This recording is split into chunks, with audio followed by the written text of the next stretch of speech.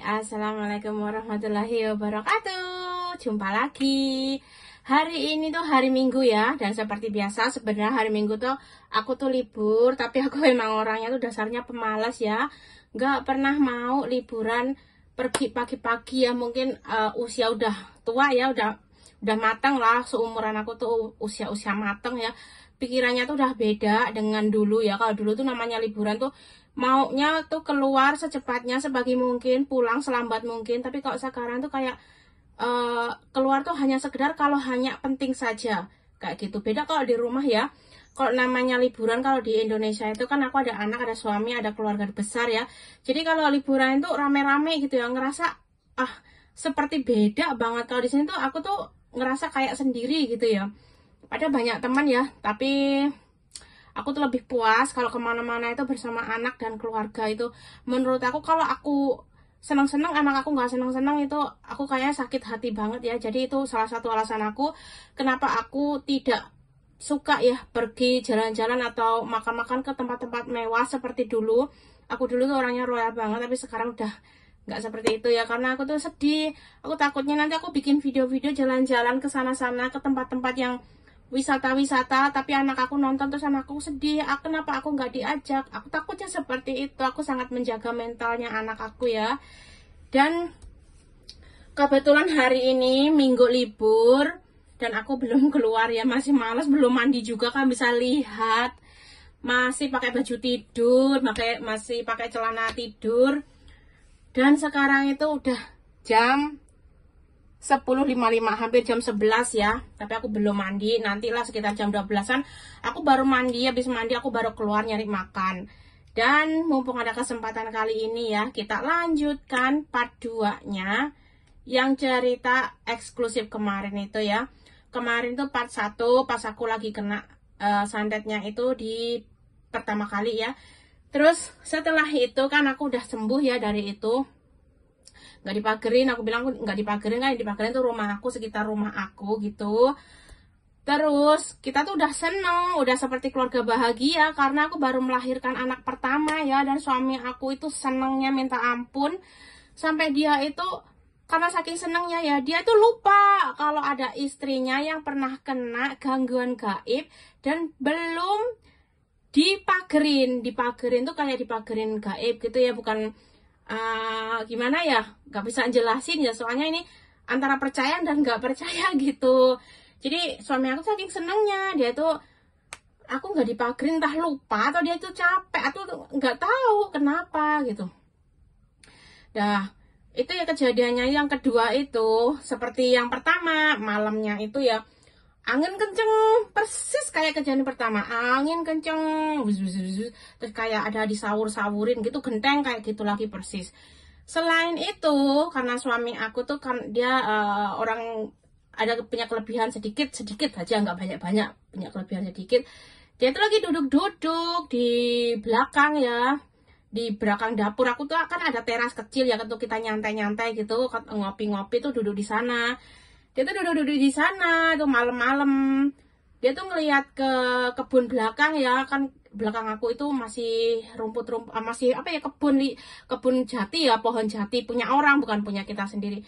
Di sana itu suami aku tuh ngelihat kayak ada makhluk apa itu ya, kayak maaf ya, kayak genderuwo gitu ya, yang matanya tuh katanya besar banget. Itu katanya itu ada empat tuh nengokin rumahku aja, melototin suami aku. Tapi sama suami aku dicuekin aja, dia lagi rokokan gitu ya, tetap nyantai aja ngerokok dia tuh, asalkan nggak ganggu dia, dibiarin aja dia mau ngapain. Cuma dia tuh punya firasat, ini kayaknya nggak beres, soalnya itu matanya tuh melotot terus ke sekitar rumah, tapi nggak bisa masuk ke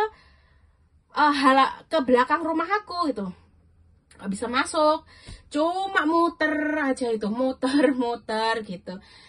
Dah terus habis itu kan kita tidur ya malam itu, tapi aku nggak ada gangguan apa-apa, cuma denger angin sama disahur-sahurin aja itu genteng. Udah kita tenang, udah kita tidur malam itu. Terus paginya maaf ya, ini sebentar. Terus setelah bangun tidur kan pagi-pagi tuh aku udah masak, udah semua, anak aku udah mandi, udah cantik, terus suami aku udah siap-siap mau kerja gitu. Tapi suami aku sebelum berangkat kerja sekitar jam 7 itu ya, dia ngomong gini, "Dek, nanti kalau misalkan kamu ada apa-apa di jam ganjil, kamu cepat-cepat telepon aku ya, aku pasti pulang." Cuman kayak gitu, tapi dia nggak ngomong apa-apa gitu. Katanya cuman gitu, nanti kalau kamu ngerasa ada yang ganjil ada yang aneh di badan kamu di jam-jam ganjil, ngomongnya tuh di jam ganjil, kamu cepet-cepetan telepon aku ya, aku sekarang kerja dulu gitu. Udah, suami aku kerja, aku di rumah dengan anak aku ya, cuma berdua aja dengan anak aku. Sekitar jam 8 aku sarapan, udah sarapan itu habis sarapan kan, terus habis itu aku mau istirahat karena namanya punya anak bayi kan malam sering bergadang tuh mau tiduran. Tepat jam 9 ya, hampir jam 9 itu aku ngerasa rumah aku itu ada angin besar, terus aku ngerasa dingin lagi, aku takut nginjek lantai. Aku tuh takut dengan namanya lantai. Terus aku tuh teringat dengan waktu dulu itu aku juga awal-awalnya takut dengan lantai. Terus nanti aku tuh kayak naluri batin aku tuh ngomong gini, ini kok kayak gejala waktu di awal-awal gitu, di awal-awal kena santet gitu. Terus suami aku tadi juga ngomong sebelum berangkat kerja, katanya kalau ada apa-apa di jam-jam ganjil cepet-cepet telepon dia. Terus aku tengok itu jamnya ya, ternyata jam 9 pagi teman-teman. Jam 9 pagi kan itu jam ganjil ya. Astagfirullahaladzim, aku langsung ini astagfirullahaladzim. Terus aku tutup pintu ya karena saking dinginnya. Cepet-cepet aku ambil kerudung. Aku ambil kerudung karena dingin banget ya. Aku ambil kerudung, ambil jaket, ambil semua. Aku ngerasa dingin. Tapi aku nggak berani manggil tetangga, nggak berani manggil siapa-siapa. Takutnya itu mereka takut ngelihat keadaan aku. Aku nggak mau membuat panik orang-orang. Terus aku gini, aku cepet-cepet tutup semua jendela, tutup semua pintu ya. Aku masuk ke dalam kamarnya anak aku ya. Aku duduk di sebelahnya kamar anak aku. Anak aku tuh diem aja tidur. Diem, ngerasa nggak terganggu. Tapi aku ngelihat kaki aku tuh yang mulai dari jempol kaki ya. Ternyata maaf ya, ini menurut pengalaman aku pribadi ya, namanya santet atau apa ya, nggak tahu namanya itu santet ya. Itu masuknya itu dari kaki teman-teman, dan masuknya itu dari jempol kaki aku. Pertama-tama tuh jempol kaki tuh naik gitu, pelan-pelan gitu. Kayak orang mau lepas nyawa itu kan, dari jempol kaki naik ke atas sampai ke ini ubun-ubun gitu, kayak gitu. Aku ngelihat jempol kaki aku tuh udah mulai pucat. Aku sadar nih, astagfirullahaladzim, kembali lagi aku bilang gitu. Dalam hati aku tuh, kenapa harus sekarang gitu? Aku pikir udahlah, ngapain juga sih ya gitu ya. Kita udah rumah tangga lah, udah seneng, udah apa, ngapain sih, untuk apa sih hal-hal seperti ini? Kalau aku pikiran aku tuh kayak gitu, kenapa sih harus ngelakuin ini, emangnya manfaatnya apa gitu? Kamu seneng gitu ngeliat orang lain menderita, tapi ya namanya orang beda-beda lah. Udah, kita lanjut ceritanya ya, kan dari kaki aku tuh. Terus habis itu aku ini telepon suami aku, telepon sampai 5 kali nggak bisa, nggak nyambung, dilalahnya nggak nyambung. Terus aku ambil Al-Quran, aku baca Quran tuh. Aku baca Quran, kaki aku sambil selonjoran, Qurannya aku tumpangin di atas dengkulku. Aku giniin, aku baca, itu ya, dari jempol kaki itu naik, sampai dengkul aja, itu nggak bisa naik-naik sampai setengah jam dia. Karena itu Qurannya aku taruh di atas dengkul aku ya, aku baca Quran ya, gini. Ternyata itu dedemitnya, dedemitnya nggak bisa naik, dia kena apa namanya, lampu merah di sampai dengkul sini, ini nggak bisa naik. Terus kesempatan itu aku cepet-cepet telepon suami aku, cepet-cepet telepon, tetap nggak bisa. Akhirnya aku telepon ke omnya suami aku ya. Aku telepon, "Om, tolong dong, ini suami aku suruh pulang, penting." Aku nggak ngomong apa-apa, cuman penting. Tapi om aku tuh kayaknya dia tahu ya, karena dia dulu juga nyaksiin aku sakit di pertama kali, atau dia juga udah firasat ya. Penting, suami aku suruh pulang sekarang, detik ini juga gitu. Terus itu nggak langsung pulang, suami omnya itu masih nyariin suami aku kan kerjanya di sawah ya, orang kampung ya, kerjanya di sawah, masih nyariin sawah yang mana kan aku sawahnya ada 3 gitu, ini kebun yang satu apa yang kebun yang kedua atau yang kebun ketiga, jadi omnya tuh nyariin terus gitu ya, dicariin. Abis itu mungkin sekitar setengah jam ya, baru suami aku tuh pulang. Terus dia ngetok-ngetok pintu karena rumahnya kan tak kunci dari dalam. Aku tuh ngerasa rumah aku tuh diputerin angin puting beliung gitu. Wus wus wus wus. Terus aku tuh dingin. Aku dengar itu ketuk-ketuk, suami aku manggil-manggil, "Dek, Dek, Dek," gitu kan. Terus aku tuh sekuat tenaga ya, aku tuh berdiri tapi bungkuk-bungkuk gini ya. Aku berdiri tuh mulai naik tuh. Kan Qur'annya aku turunin tuh. Naik. Dia naik, mulai naik. Terus aku buka pintu, ceklek gitu. Terus suami aku nanya, "Kamu kenapa?" gitu. Aku bilang, aku dingin gitu. Sampai gemeter-gemeteran. Terus sama suami aku dipegang gini, dipegang. Terus dituntun aku, "Sudah sini duduk sini kamu." Terus diobatin gitu. Pas diobatin tuh aku ngerasa kaki aku tuh langsung kesemutan. Di sini tuh kayak darahnya tuh kembali lagi gitu ya. Diobatin gitu. Terus suami aku bilang gini, "Yang pertama aku memaafkan, tapi yang kedua kenapa masih diulangi lagi? Ya udah, aku pulangin kembali ke tuannya," katanya gitu. Udah, habis itu sama suami aku diobatin ya. Terus habis diobatin, setelah sembuh itu cepet karena kan yang kedua itu udah pengalaman ya, jadi kita tahu belum sampai separah yang pertama itu.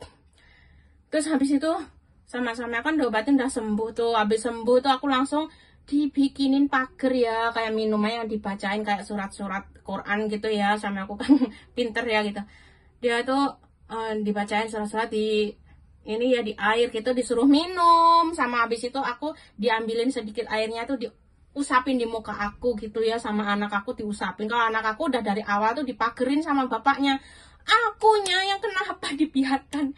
Terus itu dipagerin. Habis dipagerin suami aku nggak tahu kemana, ke belakang katanya, "Aku ada urusan sebentar di belakang ya, kamu jangan ngikutin, kamu di sini aja. Kalau aku belum manggil kamu jangan keluar," gitu.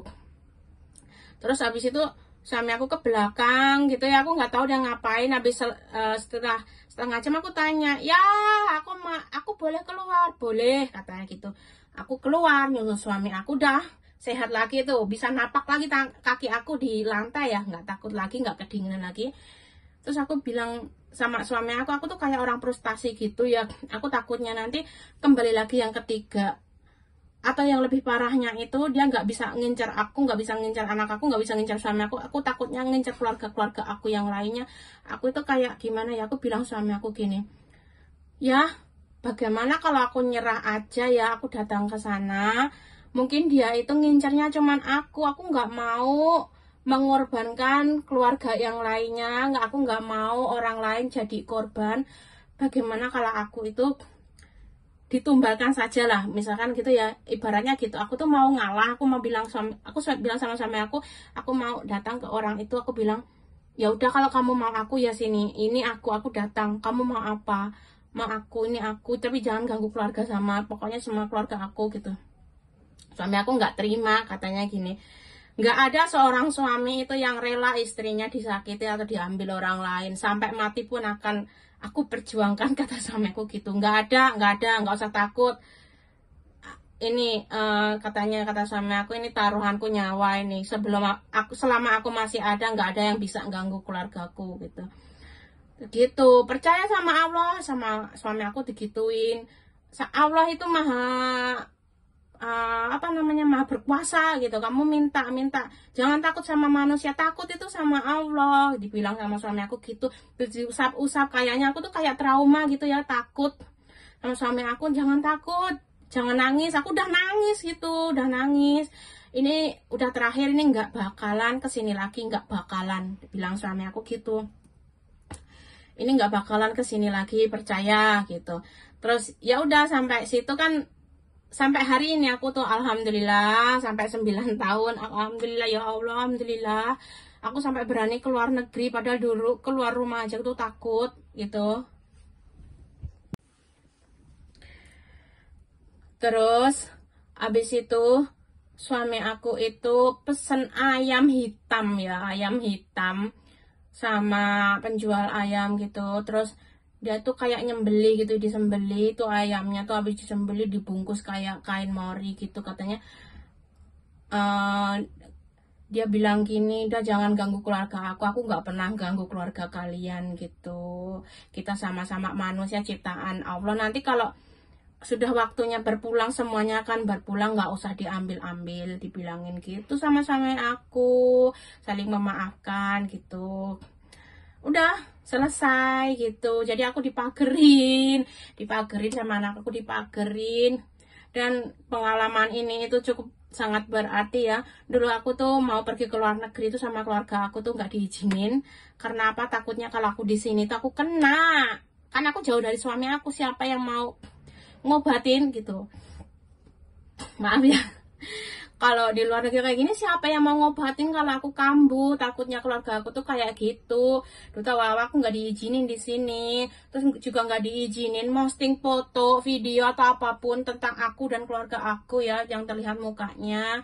Kayak gitu teman-teman. Jadi tuh pengalamannya ya. Jadi kalian ambil hikmahnya, apa yang baik kalian ambil, yang buruk kalian buang ya. Intinya ya apa, jangan berbuat yang dilarang sama agama. Itu tidak baik, benar-benar nggak baik. Pacaran juga nggak baik. Pokoknya yang dilarang agama itu benar-benar nggak baik. Jadi jangan dilakukan ya. Terus jangan pernah memberi harapan kepada orang, karena orang sakit hati itu tidak tahu bagaimana mereka itu, orang kalau udah sakit hati itu kayaknya itu bisa melakukan apa saja. Jadi jangan pernah menyakiti hati orang lain. Dan aku juga minta maaf kalau aku pernah menyakiti hati kalian gitu ya. Semua orang tuh punya salah, tergantung kita. Kalau disalahin orang itu, kita tuh bisa berlapang dada apa enggak gitu. Orang sabar itu bermacam-macam, orang pemaaf juga bermacam-macam. Kadang orangnya itu terlihatnya itu berpendidikan, terlihatnya itu sempurna, tapi dia tuh pendendam dan suka menghujat orang lain. Itu juga tidak baik ya, karena kita tidak tahu rasa sakit hati orang lain, dan itu bisa berakibat fatal kalau kita bertemu orang yang salah gitu. Jadi kita tuh mesti hati-hati ya teman-teman. Jadi cerita aku tuh seperti itu. Aku tuh 2 kali kena santet. Jadi yang pertama ketika aku habis lahiran 2 bulan, yang kedua itu setelah anak aku umur 3 bulan, karena kesalahan suami aku nggak dipagerin setelah diobatin. Yang dipagerin cuma rumah sama pekarangan sampai pagar rumah ya, halaman rumah itu. Terus habis itu kan aku melangkah belanja itu. Padahal aku belanjanya itu ke tukang sayur yang lewat depan rumah itu. Cuman aku tuh melangkahi itu pagernya, sedangkan badan aku nggak dipageri. Ya itu yang bikin aku kena. Di suami aku tuh akhirnya aku dipagerin seluruh badan gitu. Dipagerin, terus diusap-usap. Alhamdulillah ya Allah, aku tuh berhutang budi sama suami aku. Jadi kalau aku mau melawan suami aku, mau berbuat salah itu, aku inget dulu itu siapa yang ngelindungin aku, siapa yang nyelamatin, siapa yang selalu berdoa, siapa yang pokoknya ya Allah, Masya Allah, aku tuh suami aku tuh the best pokoknya. Jadi kalau ada yang menghujat suami aku tuh aku sakit hati banget. Kalau ada yang bilang, kok kamu keluar negeri tapi suami kamu di rumah itu, aku tuh nggak terima, pokoknya nggak terima. Ada suami aku itu baik, suami aku itu bertanggung jawab, yang tahu itu aku sebagai istrinya ya. Suami aku tuh orangnya tuh sangat menyayangi keluarganya, terutama anak dan istrinya. Dia itu rela kehilangan semuanya ya, termasuk keluarga yang lain, asalkan anak dan istrinya itu terlindungi. Dia nggak bisa anak dan istrinya itu disakiti orang lain. Dia paling nggak bisa suami aku tuh. Jadi kalau ada orang yang menghina dia, menyakiti dia tuh, aku tuh ini sakit banget, sakit mau tak kok gitu. Jadi suami aku tuh orangnya baik banget ya teman-teman. Dia tuh bertanggung jawab. Aku tuh keluar negeri kayak gini ada ceritanya. Kita tuh dulu itu gulung tikar. Kita dulu itu dari Taiwan tuh juga punya modal banyak, tapi semuanya tuh gulung tikar, namanya roda berputar ya. Tapi insya Allah karena pengalaman kita lebih berhati-hati sekarang ya. Karena video aku ini sudah terlalu panjang ya, semoga kalian gak bosan dengan cerita aku ini. Dan semoga cerita aku ini ada manfaatnya, ada hikmahnya untuk kalian semua ya teman-teman. Terutama untuk kaum hawa yang belum menikah, berhati-hati berkenalan dengan lawan jenis. Jangan suka menjanjikan atau memberikan harapan palsu. Dan kalau bisa hindari yang dilarang agama, terutama yang putri-putri tuh kalau bisa jangan pacaran ya. Oke, cukup sekian cerita aku kali ini. Sampai jumpa di lain kesempatan dan lain video. Tetap semangat dan wassalamualaikum warahmatullahi wabarakatuh. Selamat berhari Minggu, selamat berlibur. Yang mendapatkan libur, yang nggak libur tetap semangat demi cita-cita kalian ya. Nanti kalau kalian udah sukses liburannya di Indonesia ya, kalian beli mobil sendiri, punya rumah bagus, punya kebun yang luas, terus punya usaha, punya tabungan banyak, itu adalah liburan yang paling the best. Kalau di sini nggak liburan nggak masalah gitu.